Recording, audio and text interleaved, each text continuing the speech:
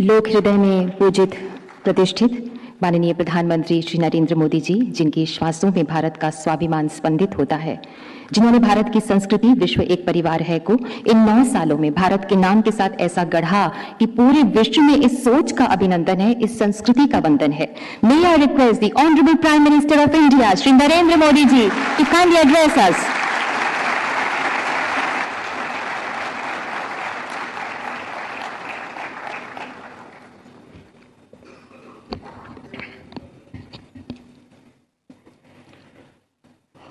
भारत के मुख्य न्यायाधीश श्रीमान डी.वाई. चंद्रचूड़ जी, केंद्रीय कानून मंत्री मेरे साथी श्री अर्जुन राम मेघवाल जी,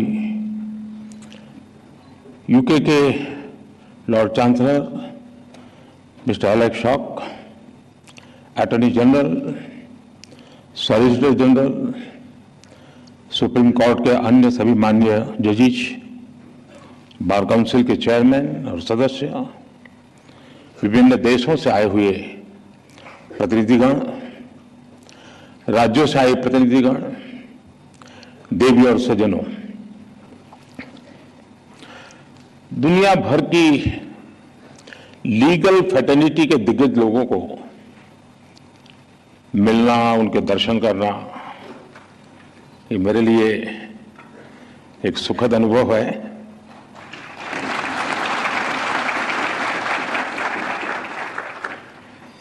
भारत के कोने कोने से यहां लोग आज उपस्थित हैं। इस कॉन्फ्रेंस के लिए लॉर्ड चांसलर ऑफ इंग्लैंड और बार एसोसिएशन ऑफ इंग्लैंड के डेलीगेट्स भी हमारे बीच हैं। इसमें कॉमनवेल्थ कंट्रीज और अफ्रीकन कंट्रीज के प्रतिनिधि भी हिस्सा ले रहे हैं।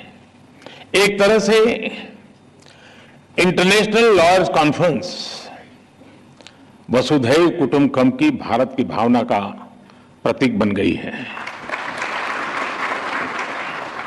इस कार्यक्रम में आए हुए सभी इंटरनेशनल गेस्ट का मैं भारत में हृदय से बहुत बहुत स्वागत करता हूं।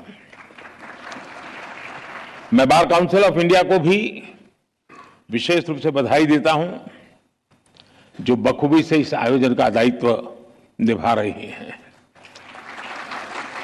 साथियों, किसी भी देश के निर्माण में वहां की लीगल फ्रेटर्निटी की बहुत बड़ी भूमिका होती है। भारत में वर्षों से जुडिशरी और बार भारत की न्याय व्यवस्था के संरक्षक रहे हैं। हमारे जो विदेशी मेहमान यहां हैं, उनमें एक बात खास तौर पर बताना चाहता हूं। कुछ ही समय पहले भारत ने अपनी आजादी के 75 साल पूरे किए हैं और आजादी की इस लड़ाई में लीगल प्रोफेशनल्स की बहुत बड़ी भूमिका रही है। आजादी की लड़ाई में अनेकों वकीलों ने चलती हुई वकालत छोड़ करके राष्ट्रीय आंदोलन का रास्ता चुना था।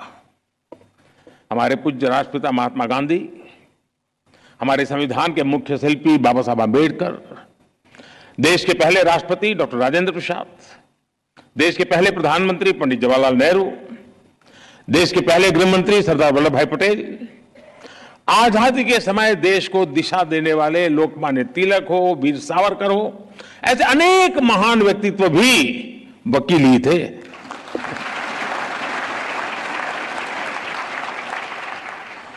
यानी लीगल प्रोफेशनल्स के अनुभव ने आजाद भारत की नींव को मजबूत करने का काम किया। और आज जब भारत के प्रति विश्व का जो भरोसा बढ़ रहा है, उसमें भी भारत की निष्पक्ष स्वतंत्र न्याय व्यवस्था की बड़ी भूमिका है। आज ये कॉन्फ्रेंस एक ऐसे समय हो रही है जब भारत कई ऐतिहासिक निर्णयों का साक्षी बना है। एक दिन पहले ही भारत की संसद ने लोकसभा और विधानसभाओं में महिलाओं को 33% आरक्षण देने का कानून पास किया।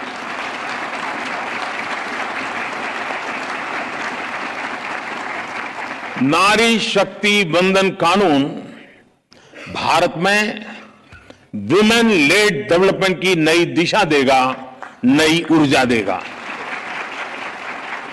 कुछ ही दिनों पहले ही G20 के ऐतिहासिक आयोजन में दुनिया ने हमारी डेमोक्रेसी, हमारी डेमोग्राफी और हमारी डिप्लोमेसी की झलक भी देखी।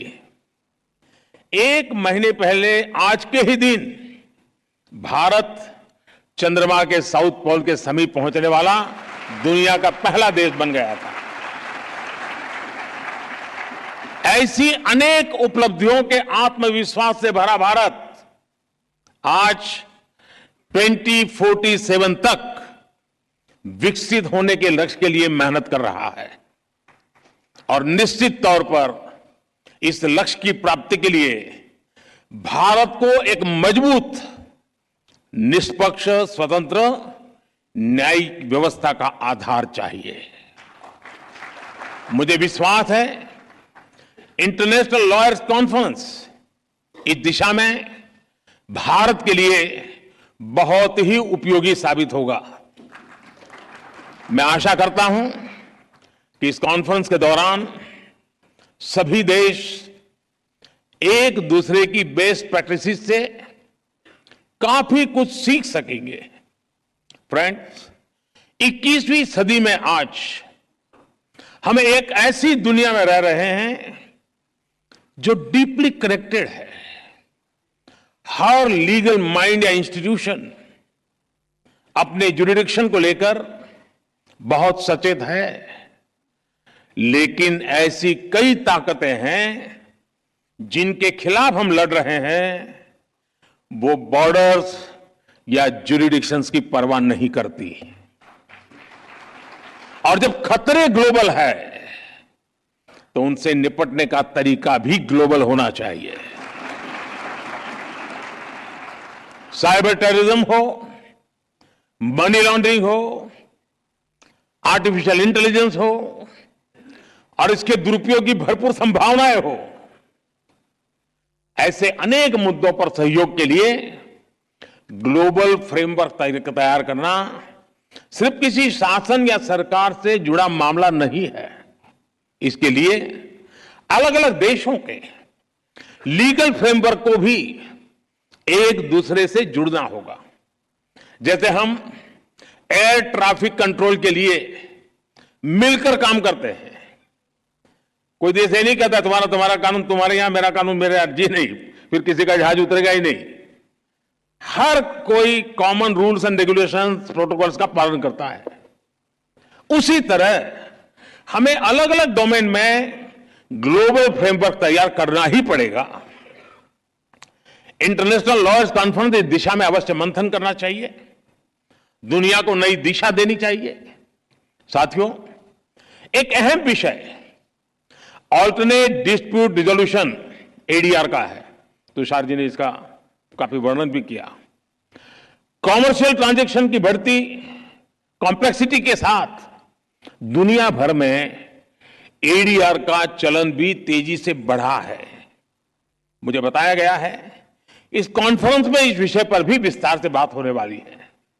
भारत में तो सदियों से पंचायत के जरिए विवादों के निपटारे की व्यवस्था रही है, हमारे संस्कार में रहा है। इस इनफॉर्मल व्यवस्था को एक व्यवस्थित रूप देने के लिए भी भारत सरकार ने मीडिएशन एक्ट बनाया है। भारत में लोक अदालत की व्यवस्था भी विवादों को हल करने की दिशा में बड़ा माध्यम है। और मुझे याद है, मैं जब गुजरात में था तो एवरेज एक मामला का न्याय होने तक सिर्फ 35 पैसे का खर्च होता था, 35 पैसे। यानी ये व्यवस्था हमारे देश में होती है। पिछले 6 साल में करीब 7 लाख केसेस को लोक अदालतों में सुलझाया गया है। साथियों, जस्टिस डिलीवरी का एक और बड़ा पहलू है जिसकी चर्चा बहुत कम हो पाती है। वो है भाषा और कानून की सरलता। अब हम भारत सरकार में भी सोच रहे हैं कि कानून दो प्रकार से प्रस्तुत किए जाए। एक, जिस भाषा पे आप लोग के आदी हैं वो वाला ड्राफ्ट होगा, और दूसरा, देश का सामान्य मानवी समझ सके ऐसी भाषा।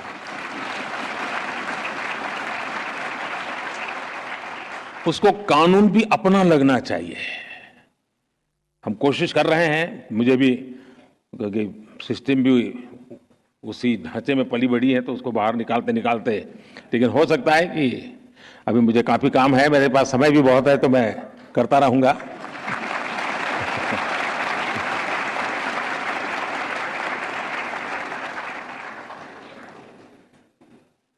कानून किस भाषा में लिखे जा रहे हैं, अदालती कार्यवाही की भाषा में हो रही है, ये बात न्याय सुनिश्चित कराने में बहुत बड़ी भूमिका निभाती है। पहले किसी भी लॉ के ड्राफ्टिंग बहुत कॉम्प्लेक्स होती थी। सरकार के तौर पर अब हम भारत में नए कानून, जैसा मैंने आपको कहा, दो प्रकार से, और जितना ज्यादा हम सरल बना सके और हो सके उतना भारतीय भाषाओं में उपलब्ध करा सके, उस दिशा में हम बहुत सिंसियरली प्रयास कर रहे हैं। डेटा प्रोटेक्शन लॉ आपने देखा होगा, उसमें ये सिंप्लीफिकेशन का हमने एक पहली शुरुआत की है, और मैं पक्का मानता हूं कि सामान्य व्यक्ति को उस परिभाषा से सुविधा रहेगी। भारत की न्याय व्यवस्था में मैं समझता हूं ये एक बहुत बड़ा परिवर्तन हुआ है, और मैं चंद्रचूड़ जी का पब्लिकली मैंने एक बार अभिनंदन किया था, क्योंकि उन्होंने कहा कि अब कोर्ट जजमेंट का ऑपरेटिव पार्ट जो लिटिगेंट है उसकी भाषा में हम उपलब्ध कराएंगे। देखिए, इतने से काम में 75 साल लग गए, और ऐसे के लिए, इसके लिए भी मुझे आना पड़ा।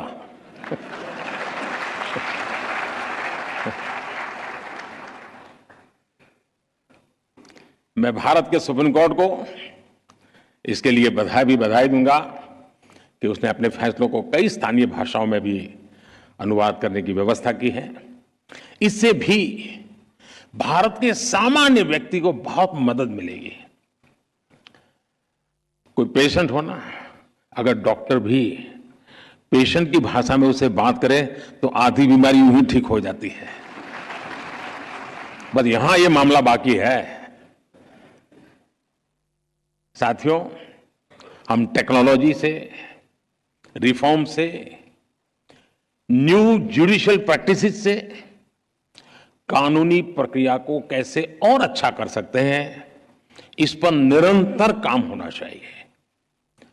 टेक्नोलॉजी एडवांसमेंट ने जुडिशरी सिस्टम के सामने बड़े एवेन्यूज बना दिए हैं। थोड़े से टेक्नोलॉजिकल एडवांसमेंट ने ही हमारे ट्रेड, इन्वेस्टमेंट और कॉमर्स सेक्टर को बहुत बड़ा बूम दिया है। ऐसे में लीगल प्रोफेशनल से जुड़े लोगों को भी इस टेक्नोलॉजिकल रिफॉर्म से ज्यादा जुड़ना होगा। मैं आशा करता हूं कि इंटरनेशनल लॉयर्स कॉन्फ्रेंस न्यायिक व्यवस्थाओं के प्रति पूरी दुनिया का विश्वास बढ़ाने में सहायक सिद्ध होगी। मैं इस आयोजन से जुड़े हर व्यक्ति को इस सफल कार्यक्रम के लिए अपनी ढेर सारी शुभकामनाएं देता हूं। बहुत बहुत धन्यवाद।